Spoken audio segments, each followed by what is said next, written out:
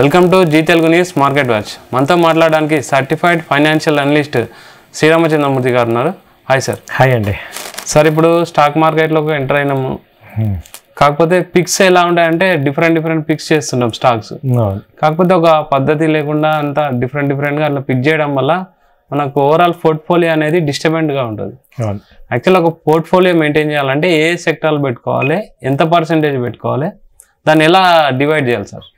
కరెక్టే సార్, మంచి క్వశ్చన్ అడిగారు. కొంచెం డీటెయిల్గా మాట్లాడుకుందాం సార్. ఫస్ట్ అసలు పోర్ట్ఫోలియో అనేది ఎందుకు అవసరం?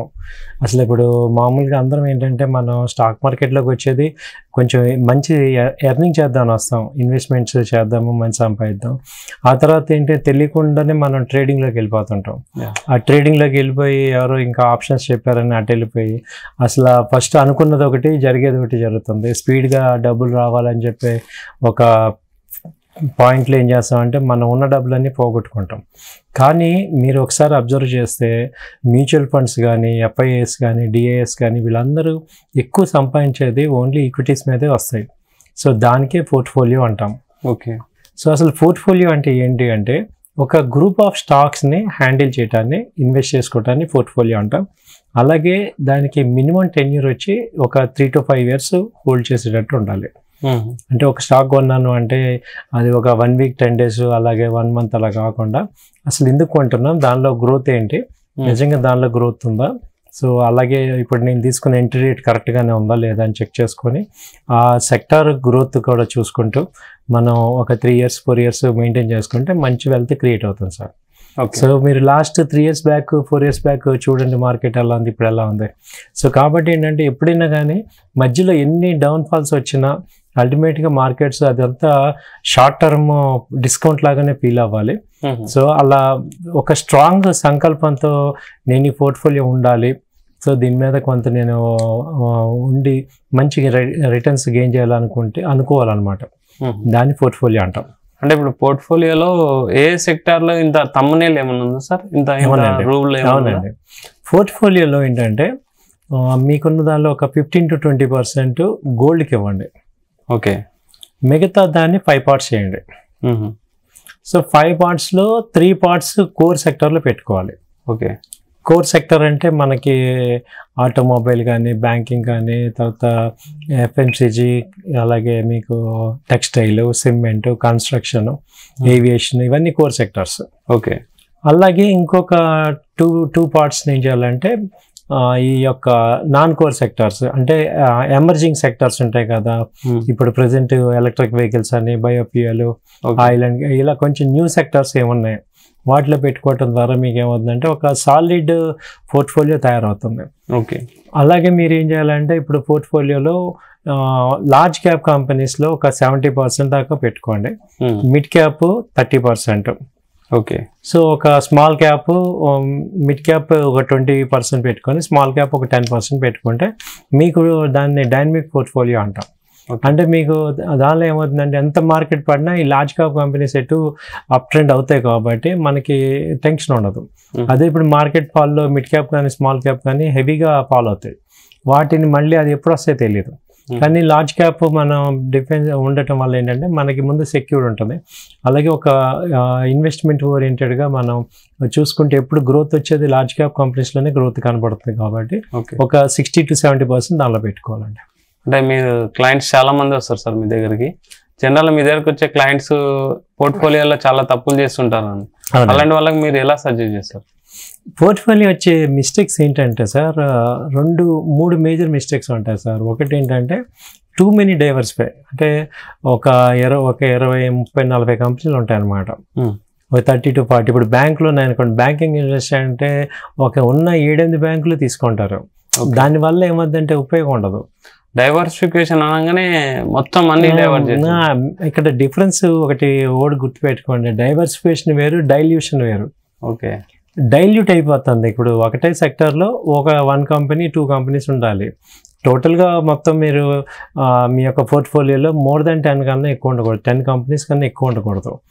ఇప్పుడు అలా 10 కాకుండా ఒక 20-30 కంపెనీలు ఉన్నాయనుకోండి, మీరు అబ్జర్వ్ చేస్తే అదే సెక్టార్స్లో ఒక 5-6 కంపెనీలు ఒకటే సెక్టర్ ఉంటాయి. అది యూజ్ లేదు కదా. ఇప్పుడు ఒక యాపిల్ ₹1,00,000 అలా పెట్టుకొని ఉపయోగం లేదు. కాబట్టి ఏంటంటే ఉన్న 5 స్ట్రాంగ్ ఏదంతా దానికి స్విచ్ ఓవర్ అవ్వండి. ఓకే. సో అది ఫస్ట్. అలాగే ఈ యొక్క సెక్టర్ మనం సెలెక్షన్ అనేది మేజర్. దానిలో గ్రోత్ ఎలా ఉంది, ఆ సెక్టర్కి గ్రోత్ ఎలా ఉంది అనేది మనం ముందు ఐడెంటిఫై చేసుకోవాలి. నెక్స్ట్ రాబోయే కాలంలో ఎలా ఉంటుంది, అలాగే బడ్జెట్లో ఏమేమి ఉన్నాయి అనేది బాగా వాచ్ చేయాలి. ఓకే. సో బడ్జెట్ అనేది ఈసారి వచ్చే బడ్జెట్ని బాగా జాగ్రత్తగా వాచ్ చేసి గవర్నమెంట్ దేని మీద ఫోకస్ చేస్తుంది, దేని మీద ఎక్కువ స్పెండింగ్ చేస్తుంది, ఏ సెక్టర్ గ్రో అవ్వాలనుకుంటుంది, దాన్ని మనం పట్టుకోవాలి. ఓకే. సో అలా చేసుకోవాలి. అంటే ఇప్పుడు పోర్ట్ఫోలియోలో మినిమం 10 ఉండాలంటున్నారు సార్. అంటే మాక్సిమం ఎంతవరకు ఉంటుంది లాస్ట్ కంపెనీస్?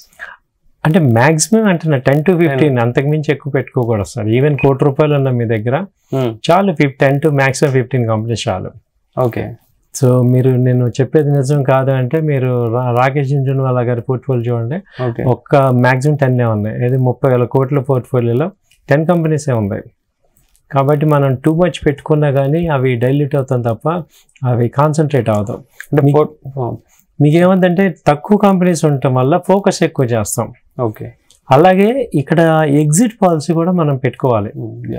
అంటే ఇప్పుడు చెప్పండి. వాటి ఎగ్జిట్ ఎంట్రీ ఇచ్చాము, పోర్ట్ఫోలియో రెడీ చేసాము మీరు చెప్పినట్టు. ఎగ్జిట్ అంటే దానికి ఎక్స్పైరీ ఏమైనా ఉంటుంది సార్? ఈ పోర్ట్ఫోలియో ఒక్కరోజు ఇన్ని రోజులు ఉండాలి? అవునండి. మెయిన్ ఎగ్జిట్ ఇంపార్టెంట్ అండి. ఎగ్జిట్ పాయింట్ ఏంటంటే ఇప్పుడు మీరు కొన్న కంపెనీ కనుక 20% ఫాల్ అయిందంటే, సో ఒకసారి మీరు మొత్తం ఇండస్ట్రీని కూడా చెక్ చేసుకొని, ఇండస్ట్రీ మొత్తం ఫాల్ అయ్యింది, ఇంకా మన కంపెనీ కూడా ఫాల్ అయిందంటే మనం ఇండస్ట్రీతో పాటు ఉన్నాం కాబట్టి యాడ్ చేసుకోండి. అలా కాకుండా ఇండస్ట్రీ అంతా బాగానే ఉండి ఆ సెక్టర్ అంతా బాగానే ఉండి మన కంపెనీ 20% తగ్గిందంటే, so there is a problem in our company. కాబట్టి ఏం చేయాలంటే మీరు ఇమీడియట్గా 50% షేర్స్ అమ్మేసేయండి. ఓకే.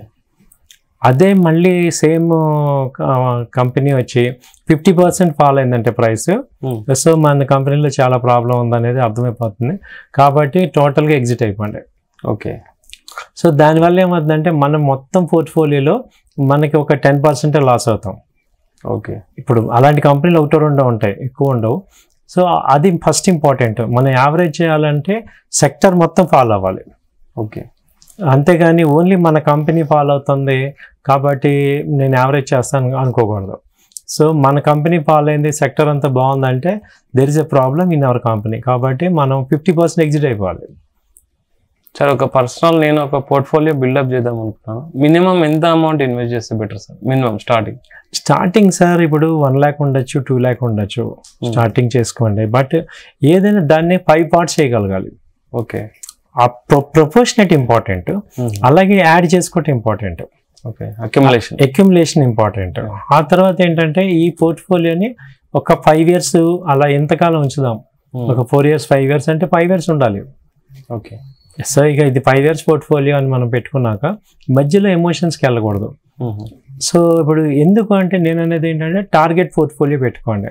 ఇప్పుడు టార్గెట్ ఏంటి, మనకు టార్గెట్ ఉండాలి. సో 5 yearsలో పిల్లలకి ఎడ్యుకేషన్ అన్నా, లేకపోతే మ్యారేజ్ అన్నా, లేకపోతే అలా పెట్టుకోవటం వల్ల ఏమవుతుందంటే ఊరికే మనం దాన్ని పెరుగుతున్న దాన్ని ఏం చేస్తుంటే మన యొక్క సైకాలజీ ఏంటంటే ప్రాఫిట్ ఇచ్చే కంపెనీలు అమ్మేస్తుంటాం, లాస్ ఇచ్చే కంపెనీలో హోల్డ్ చేస్తుంటాం. ఓకే. కాబట్టి ఎక్కువ లాస్ అవుతుంటాం.